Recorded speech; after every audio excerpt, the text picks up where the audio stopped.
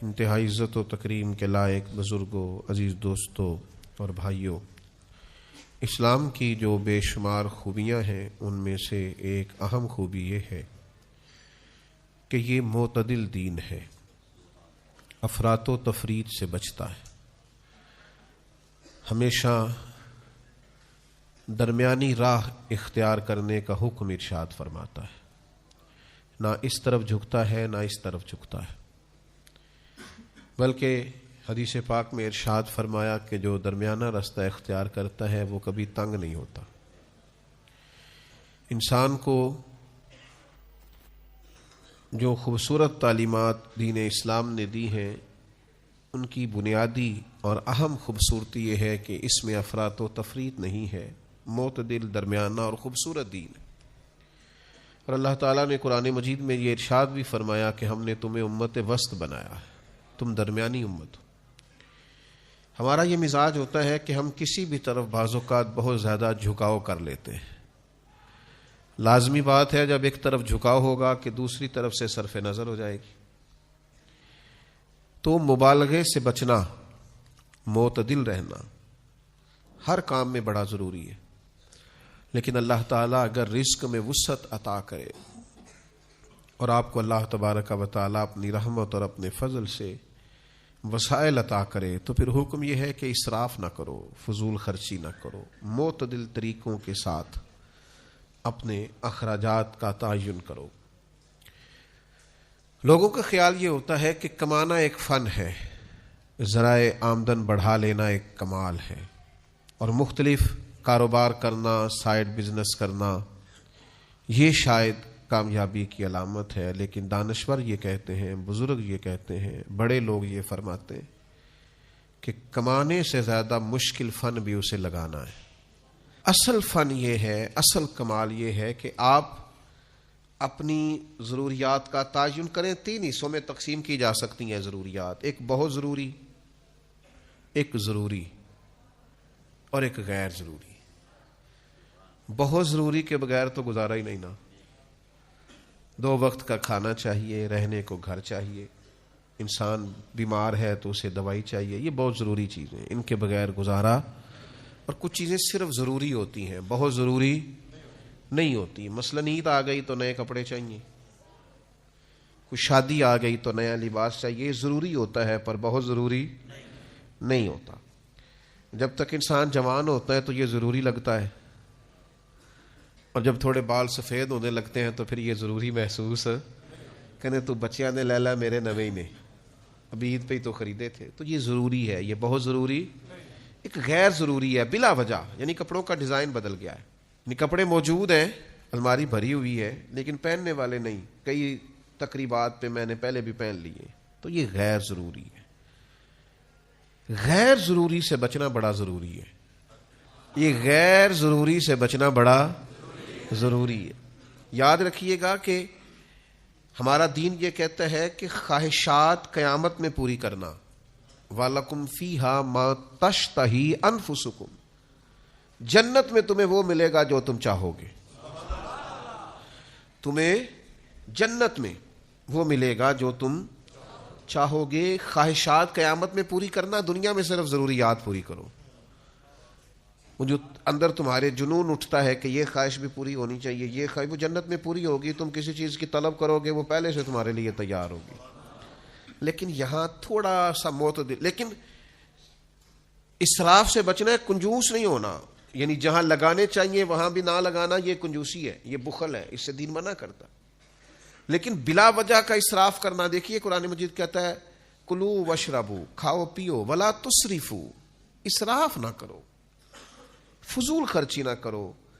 یعنی آپ صرف پیسے ہی ضائع کر رہے تھے، آپ صرف پیسے ہی زیادہ لگا رہے تھے، لیکن قرآن مجید نے کہا انہ لا يحب المسرفین، بے شک اللہ فضول خرچی کرنے والوں کو پسند نہیں کرتا۔ یعنی یہ تم مت سمجھنا کہ میں نے صرف پیسے ضائع کیے ہیں یہ کوئی بری بات ہی نہیں، فرمایا یہ جو تم نے پیسے ضائع کیے ہیں تو یہ تم نے اللہ کا ناپسندیدہ کام کیا، تم اپنے کریم رب کی رضا والا کام نہیں کر رہے، محض پیسہ ہی نہیں ضائع ہوا۔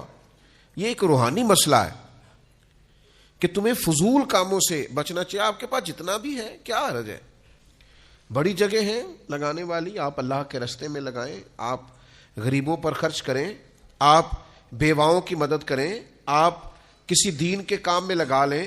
لیکن یاد رکھیے گا کہ بہت زیادہ مال بھی ہو تو اس وقت بھی اسے ضائع کرنے کی اجازت نہیں ہے. ہمارے ہاں نا ہوتا ہے ضائع بعض لوگوں کے پیسے, اور ایک تھوڑی دیر کے لیے رک کے یہ بھی سمجھیے گا کہ بعض لوگ ایسے ہیں جو بہت عروج پہ تھے مالی طور پر, لیکن وہ پھر زوال پذیر ہوئے. کہیں نہ کہیں ان کو اللہ تعالیٰ نے وسعت رزق عطا کی تھی, لیکن پھر وہ کیوں زوال پذیر ہوئے کہ انہوں نے اس نعمت کی قدر نہیں کی, بیکار بڑا لٹایا.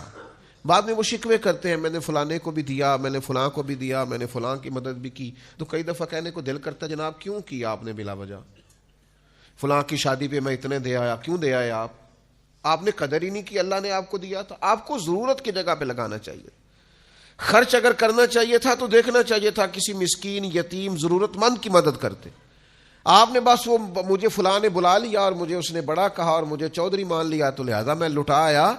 تو آپ کے اس رویے نے بے برکتی پیدا کر دی. یہ رویہ یعنی دیکھیے ایک حدیث کی روشنی میں اس سارے مفہوم کو سمجھیے گا. حضور نبی رحمت صلی اللہ تعالی علیہ وسلم کریم ارشاد فرماتے ہیں, میرے نبی پاک صلی اللہ تعالی علیہ وسلم بیان کرتے ہیں, حضور فرماتے ہیں تم نہر پر بھی وضو کر رہے ہو نا, پھر بھی تمہیں پانی ضائع کرنے کی اجازت نہیں. یعنی تمہارے پاس اتنا وسیع پانی موجود ہے کہ نہر ہی چل رہی ہے, تو وہاں بھی تمہیں یہ اجازت نہیں دی جا سکتی کہ تم پانی کو ضائع کرو. وہاں بھی جتنی تمہاری ضرورت ہے اتنا پانی حاصل کرو. ضیاء کی یہاں بھی گنجائش نہیں ہے. لیکن وہ جناب کمال ہو گئی, یہ بھی کھا لو وہ بھی کھا لو. ہمارا احباب سے ملنا ہوتا ہے, لوگ دین کے نام پر محبت کرتے ہیں, تو بعض جگہوں پہ کھانے کی دعوتوں پر جانے کا اتفاق ہوتا ہے تو 10 کھانے, تو ہم ان سے کہتے ہیں میاں نہیں کھا سکتے. آپ نے ایک ہی کھانا پکا ہوا ہوتا تو بڑا اچھا تھا, ایک روٹی کھانی ہے. اور وہ یہ ہوتا ہے کہ آپ کبھی تجربہ کر کے دیکھ لیں گھر میں کہ وہ ایک سالن صاف سا پک جائے تو وہ چل جاتا ہے گزارا بہترین سا. جب آپ کے پاس 10-15 قسم کے آپشن ہو تو بعض اوقات تو دیکھ کے پیٹ بھر جاتا ہے. لیکن ہمارے ہاں کچھ لوگ کہتے ہیں کہ لوگوں کو پتہ چلنا چاہیے میرے پاس پیسے ہیں, لوگوں کو اندازہ ہونا چاہیے کہ میرے پاس وسعت رزق ہے. تو بھائی آپ اسراف نہیں کریں, بیکار خرچ نہ کریں, فضول خرچی نہ کریں. یہ عمل اتنا خطرناک ہے. آپ نے سارے پیسے بھی کما لیے ہیں تو پھر بھی اس کے آپ مالک نہیں, مالک حقیقی تو اللہ تعالیٰ ہے. قیامت والے دن 2 سوال ہوں گے, بخاری میں موجود ہے رزق کے مسئلے میں. محض یہ سوال نہیں ہوگا کہ کمایا کہاں سے تھا, کریم فرماتے ہیں یہ بھی پوچھا جائے گا کہاں سے کمایا, اور یہ بھی پوچھا جائے گا لگایا کہاں پہ. تو یہ جو خرچ کرنے کا تعین ہے یہ بھی آپ دین کے مطابق کریں گے, آپ کو خرچ کرنے کی بابت بھی سوال ہوگا. تو اسراف نہیں کریں. ہمارے ہاں کچھ لوگ بے جا ضائع کرتے ہیں, کچھ بیچاروں کی ضروریات پوری نہیں ہوتی, اور کچھ ایسے ہیں جو اسراف کر رہے ہوتے. اس اسراف سے بچیں, اپنے آپ کو اس سے بچائیں. حضرت سلمان فارسی رضی اللہ تعالیٰ عنہ ارشاد فرماتے ہیں, حدیث کے راوی ہیں, ارشاد فرماتے ہیں, ابن ماجہ میں حدیث موجود ہے, آپ فرماتے ہیں کہ میں نے خود نبی پاک علیہ السلام سے سنا, حضور فرمانے لگے جو دنیا میں جتنا پیٹ بھر کے کھائے گا نا, قیامت والے دن اتنا ہی بھوکا رکھا جائے گا. بہت زیادہ سیر ہو کے کھانے کی دین اجازت نہیں دیتا, اگرچہ آپ کے پاس جائز ہے, آپ کا اپنا ہے, آپ مالک ہیں, لیکن حضور نے فرمایا کافر 7 آنتوں سے کھاتا ہے, مومن 1 آنت سے کھاتا ہے. مومن کا کھانا ہی کم ہے, جتنی مرضی بھی پسندیدہ چیز اس کی ہو وہ معتدل طریقے سے کھاتا ہے, وہ کھا کھا کے بیمار تھوڑی ہوگا. تو فرمایا کہ دنیا میں جو جتنا زیادہ پیٹ بھرے گا صبح قیامت اتنا بھوکا رکھا جائے گا. تو میں عرض کروں گا آپ کی خدمت میں کہ کھانے میں اسراف سے بچا جائے. کچھ لوگوں کو بہت زیادہ شوق ہوتا ہے کھانے کا, بہت کھاتے ہیں, یعنی وہ ابھی ٹیبل پہ کھانا لگا ہوا ہے صبح کا ناشتہ, اور وہ لطف اندوز ہو رہے ہیں, اسی ٹیبل پر وہ ڈسکس شروع کر دیتے ہیں کہ دوپہر کو کیا پکانا ہے, اور وہیں سے وہ کہہ دیتے ہیں کہ میں نے رات ہی کہہ دیا تھا قصاب سے, اور میں نے بہترین سا گوشت اس کو کہہ دیا ہے. بھئی اور بھی غم ہے زمانے میں محبت کے سوا, کھانے پینے کے لیے دنیا میں آئے, ایک چپاتی مل جائے, کوئی سادی سی گزارا ہو جائے گا. یہ کام نہیں ہے. ہر وقت یہ زبان کا ذائقہ ایسا ہے, آپ جس قدر زیادہ یہ لگا لیں گے لگ جائے گا. آپ ایک چیز کھائیں گے دوسری کی یہ طلب کرے گا. تیسری کی طلب کرے گا. اس کو تو آپ نے خود روکنا ہے, اس کی قناعت آپ نے کرنی ہے. حضرت انس بن مالک رضی اللہ تعالیٰ عنہ بیان فرماتے ہیں کہ میرے نبی کریم صلی اللہ تعالیٰ علیہ وسلم نے ارشاد فرمایا, کریم فرمانے لگے, جو چاہے طبیعت وہ کھا لینا, یہی تو فضول خرچی ہے. اس کو محبوب نے فضول خرچی اور اسراف کہا. جو آپ کی طبیعت میں آیا آپ کھا رہے, جو من میں آیا آپ کھا رہے, جو مزاج میں آیا آپ استعمال کر رہے. تو یہ درست نہیں ہے. پھر یہ کہ لباس کا بھی یہی معاملہ ہے. لباس ضرورت کے لیے ہوتا ہے, ستر پوشی کے لیے ہوتا ہے, وجود ڈھانپنے کے لیے ہوتا ہے. شریعت اسلامیہ میں لباس کے آداب میں سے ایک ادب یہ ہے کہ تھوڑا کھلا لباس پہنا جائے تاکہ سطر کو صحیح طور پر چھپائے. ایسا چست لباس جس سے جسم اور وجود کے حصے ظاہر ہوں شریعت اسلامیہ محبوب نہیں رکھتی, پسند نہیں کرتی. تو لباس جسم چھپانے کے لیے ہوتا ہے, 5 7 10 جوڑے گرمی کے, اور اتنے اگر آپ کے پاس سردی کے ہیں تو یہ بہت زیادہ ہے, بہت کافی. لیکن ڈیزائن بدلتا ہے. یہ میرے دیکھتے دیکھتے ڈیزائن میں نے کئی بدلتے دیکھے ہیں. کبھی اونچے کرتے کا رواج آ جاتا ہے تو کبھی نیچے کرتے کا رواج آ جاتا ہے. مجھ سے ناراض نہ ہو جائیں کہیں کچھ دوست, میں کیسا دستور زباں بندی ہے تیری محفل میں, بات کرنے کو ترستی ہے زباں میری. کئی دفعہ کچھ جملے آتے ہیں زبان پر تو اس لیے نہیں کہتے کہ یار یہ شاید شدت نہ ہو جائے کسی معاملے میں. یعنی یہ تنگ پانچوں کا پاجامے کا کچھ عرصہ پہلے رواج آیا تھا کہ تھوڑا سا نا پاجامہ, پہلے تو لوگ پینٹ کو جیبیں لگاتے تھے, پھر شلوار کو لگانے لگے اور اس کا پاجامہ بننے لگا. تو کئی سیانے بزرگ لوگوں نے بھی سلوا لیے, سمجھدار لوگوں نے وہ پاجامے سلوا لیے. تو ایک دوست سے تو میں نے عذرائے محبت پوچھا بھی, میں کہ کتوں بنوایا ہی, تو پریشان ہو گیا. میں نے کہا پریشان نہ ہو, میں نے نہیں بنوانا, لیکن آپ پریشان نہ ہو. لیکن ہمارا مزاج یہ ہے, طبیعت یہ ہے, لب و لہجہ یہ ہے کہ ہم اسراف کرتے ہیں, فضول خرچی کرتے ہیں, ہم چیزوں کو سمجھتے نہیں. تو شریعت یہ کہتی ہے کہ آپ بیکار چیزوں سے بچیں, اسراف سے بچیں, غلط جگہ خرچ کرنے سے بچیں. اپنے یہ فن سیکھیں کہ کس طرح کر کے آپ نے اپنے اخراجات کو مینج کرنا.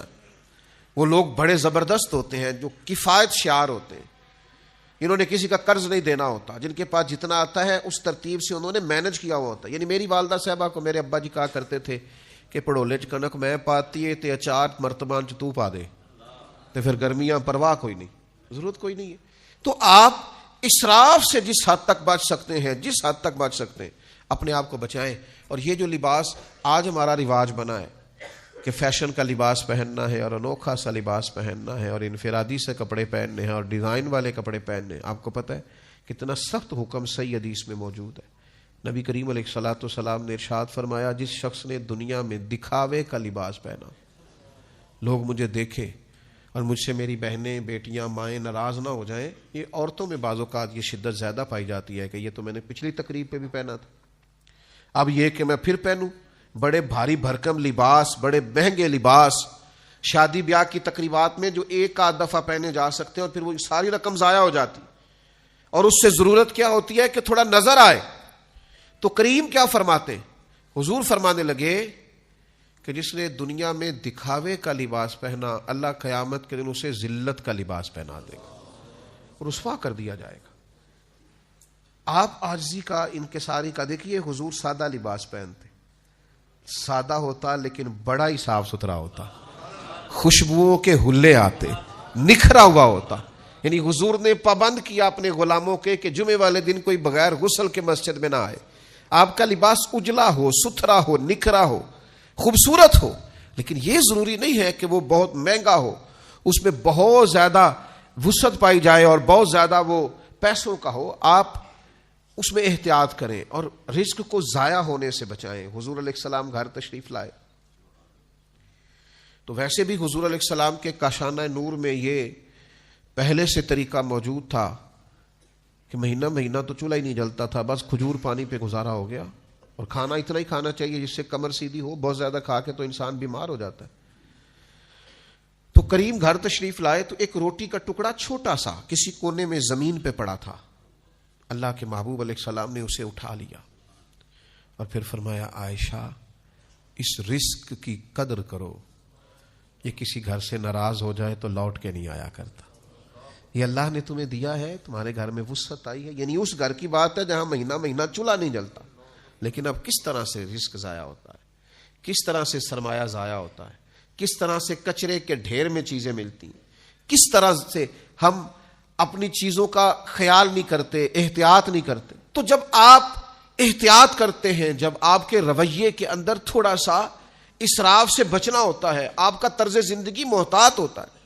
زندگی میں سب سے زیادہ معزز وہ شخص ہوتا ہے جو قناعت پسند ہوتا ہے، جس سے کسی کے سامنے ہاتھ نہیں پھیلانا پڑتا. یہ سب سے بڑی زندگی کے اندر وقار والی چیز ہے. اب دیکھیے نا مسند امام احمد بن حنبل میں یہ حدیث کیسے چمکتی ہے، اور اس کے لفظوں کا حسن اور حضور کے بتانے کی رانائی دیکھیے گا. ایک صحابی نے عرض کی حضور عزت کیا ہے؟ فرمایا رب نے جو تجھے دیا ہے اس پہ راضی ہو جا، اللہ عزت عطا کر دے گا. تو یا رسول اللہ صلی اللہ علیہ وسلم ذلت کیا ہے؟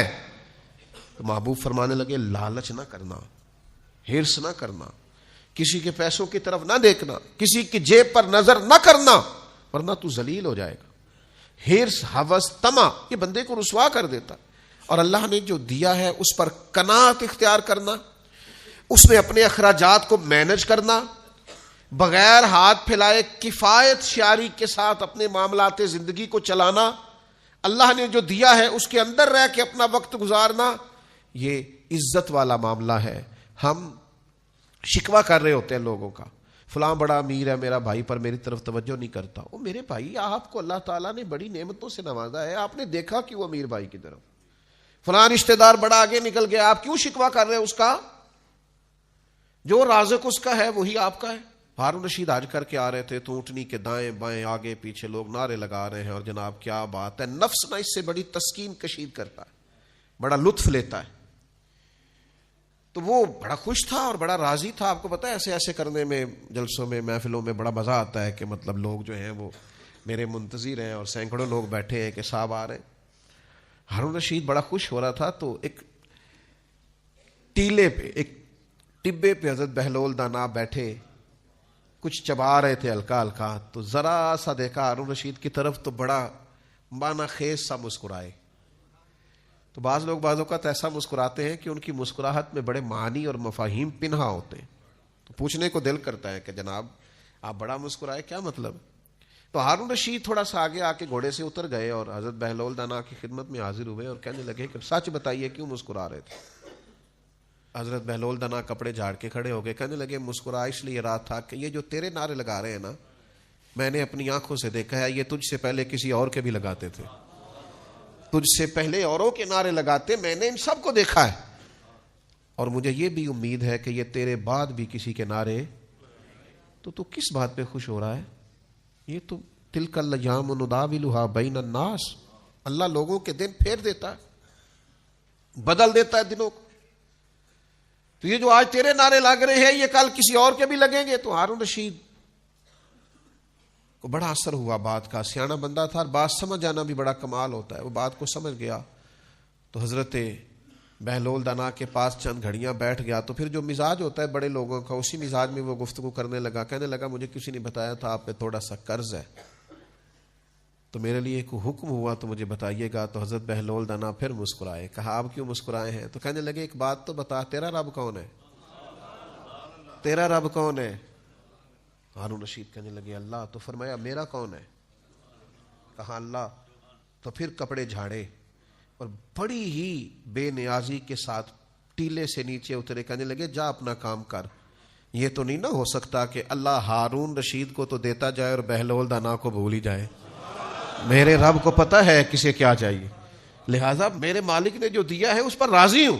میں تجھے اپنے دکھ کیوں بتاؤں؟ میرے پاس مصلح ہے، میرے پاس دعا کا رشتہ ہے.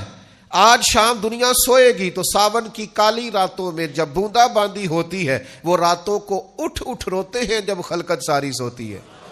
تو آج ہی کہہ لینا ہے میں نے اپنے رب سے، کہہ لینا ہے رات پوے تے بے دردانو نیند پیاری آوے، درد مندانو یاد سجن دی ستیاں بھی آن جگاوے، والذین یبیتون لربہم سجدا وقیاما.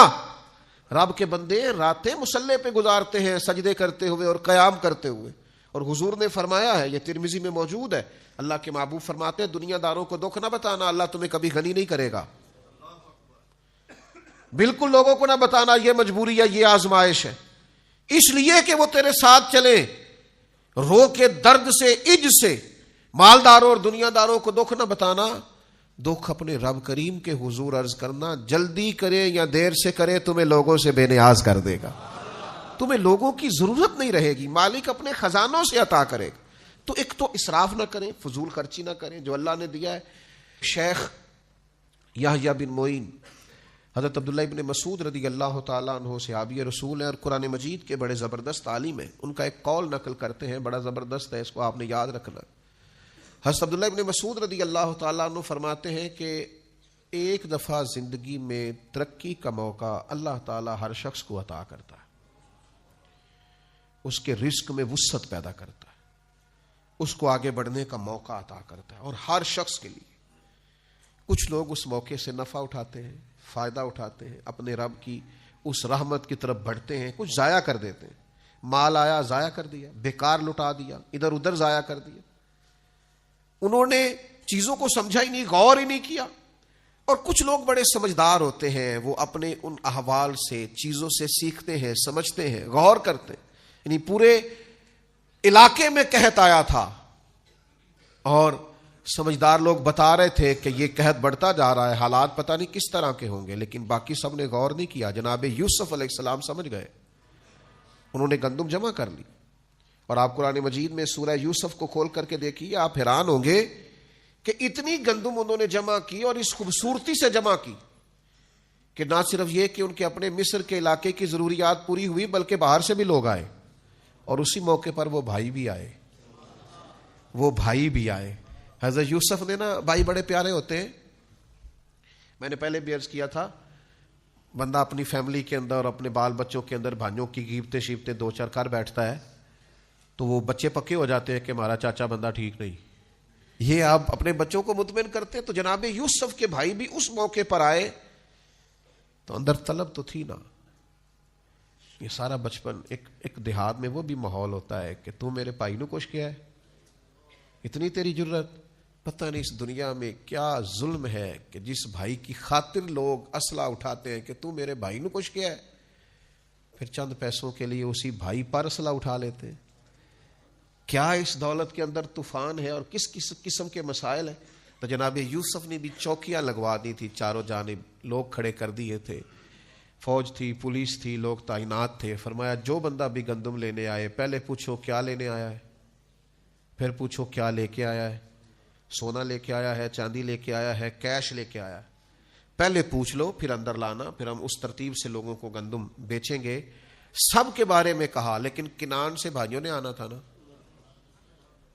تو فرمانے لگے جب کنعان سے لوگ آئے نا، یہ سب چوکیوں پہ ہدایت تھی، فرمایا جب کنعان سے کوئی آئے نا تو یہ تو پوچھ لینا کیا لینے آئے ہیں، یہ مت پوچھنا کیا لے کے آئے۔ ان کا پردہ رکھا بھائیوں کا۔ علامہ اسماعیل حقی نے بڑا خوبصورت یہاں اپنی تفسیر روح البیان میں نقطہ لکھا ہے، فرماتے ہیں دیکھ لو قبر میں رب نے بھی پردہ رکھا ہے، یہ نہیں پوچھا نمازیں کتنی لایا ہے، یہ نہیں پوچھا حج کتنے کیے، میں اتنا پوچھا تو اللہ کو جانتا ہے، من ربو کا، میں اتنا پوچھا تو رسول کائنات کو جانتا ہے، میں اتنا پوچھا تیرا دین کیا ہے، باقی پردہ رکھا ہے، کیا لے کے آیا ہے، دامن میں کیا یہ پردہ رکھا ہے۔ فرمایا ان سوالوں میں کامیاب ہو جائے تو جنت کا دروازہ کھول دینا اس بندے کے لیے۔ تو جو عرض کرنا چاہتا ہوں وہ یہ ہے کہ اسراف سے بچیں، قناعت پسند زندگی گزاریں۔ ہاتھ پھیلانا بڑی رسوائی ہے۔ نبی کریم صلی اللہ تعالی علیہ وسلم نے اپنی امت کے لیے جو بات بڑی ناپسند کی ہے وہ ہاتھ پھیلانا۔ قناعت والی زندگی گزاریں، کشکول طلب روز پھیلائیں پر اللہ کے سامنے، روز مانگیں پر رب رسول کی بارگاہ میں، لیکن یہ چھوٹی چھوٹی خواہشات لوگوں کے سامنے بیان کرنا، چھوٹی چھوٹی چیزوں پر توجہ کرنا، تھوڑی بے نیاز سی زندگی ہو، تھوڑا کفایت شیاری والا معاملہ ہو۔ حضرت حکیم بن حزام رضی اللہ تعالیٰ عنہ بیان کرتے ہیں اور صحیح بخاری میں موجود ہے، فرماتے ہیں باقاعدہ ہمارے ہاتھ پہ ہاتھ رکھ کے حضور نے بیعت لی تھی۔ ایک تو بیعت اسلام پہلے ہو چکی، بیعت جہاد پہلے ہو چکی، لیکن دوبارہ ہاتھوں میں ہاتھ لے کے بیعت کی اور ارشاد فرمایا میرے ہاتھ پر بیعت کرو کہ تم کسی دنیا دار کے سامنے ہاتھ نہیں پھیلاؤ گے، باقاعدہ بیعت کرو۔ ذرا ذرا سی بات پہ اپنا وقار کھو بیٹھنا، ذرا ذرا سی بات پہ سوالی بن جانا، ذرا ذرا سی بات پہ عاجزی دکھانا، مسکین بننا، 2000 دینار کا جوڑا پہن کے حضرت غوث اعظم جمعہ پڑھاتے تھے شیخ عبد القادر. 2000 دینار کا. تو اہلیہ کہتی تھی حضرت شام کا تو کھانا کوئی نہیں گھر میں. فرمانے لگے یہ لباس اس لیے پہنتا ہوں کہ کوئی مجھے سوالی نہ سمجھے, کوئی یہ نہ کہے کہ ہمارے شیخ کو ضرورت ہے تو میں تھوڑا ان کے گھر میں لنگر پہنچاؤں. یہ لباس اس لیے پہنتا ہوں کہ میرا اور میرے رب کا راز قائم رہے. حضرت حکیم بن حزام فرماتے کہ بیعت لی سرکار نے اور فرمایا یہاں میرے ہاتھ پر بیعت کرو کہ تم کسی کے سامنے سوال قربان جائیں. 80 سال سے زیادہ عمر ہو گئی تھی حضرت حکیم بن حزام. گھوڑے پہ بیٹھے ہوتے تھے, ہاتھ سے درہ گر گیا, خادم قریب کھڑا تھا, غلام قریب کھڑا تھا, اسے نہیں کہا کہ میرا درہ پکڑا دے, گھوڑے سے نیچے اترے, پھر درہ اٹھایا, دوبارہ گھوڑے پہ سوار ہونے لگے تو بڑھاپا تھا, کچھ تکلیف ہوئی, ذرا مشکل سے چڑھے تو خادم کہنے لگا حضور اتنے سے کام کے لیے اترے تھے تو مجھے بتا دیتے, میں پکڑا دیتا. تو آنکھوں میں آنسو چمک آئے. فرمانے لگے کیسے بتا دیتا؟ اپنے نبی سے وعدہ کیا ہے کسی کے سامنے ہاتھ نہیں پھیلاؤں گا, کسی سے سوال نہیں کروں گا, جو خود کر سکتا ہوں وہ کسی سے کہوں گا. میرے بھائیوں, میرے بزرگوں, زندگی میں اسراف سے بچ کر قناعت پسندی یہ بہت بڑی خودداری ہے.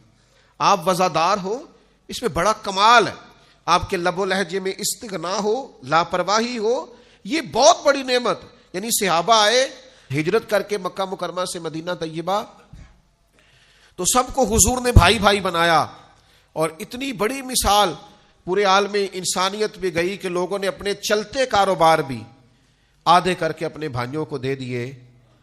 لیکن حضرت عبد الرحمن ابن عوف, کچھ لوگ بڑے بے نیاز ہوتے ہیں, وہ بس اللہ کی ذات پر بھروسہ کرتے ہیں. وہ ان کا بھی حضور نے ایک انصاری کو بھائی بنایا تھا, تو انہوں نے کہا میرا مکان بھی آدھا تیرا ہے, کاروبار بھی تیرا ہے, یہ پیسے بھی تیرے ہیں, فکر کوئی نہیں کرنی. تو آپ فرمانے لگے میرے بھائی تیرا بڑا شکریہ, تو نے جو دیا تھا وہ آ گیا, مجھے 1 رات ہو گئی ہے مدینے آئے ہوئے, مجھے منڈی کا رستہ بتاؤ, یہاں تجارتی منڈی کہاں ہے, میں انشاءاللہ صبح جاؤں گا اور جا کے محنت کروں گا اور میرا رب فضل فرمائے گا اور مجھے اپنے کرم سے اپنی رحمت سے رزق عطا کرے گا.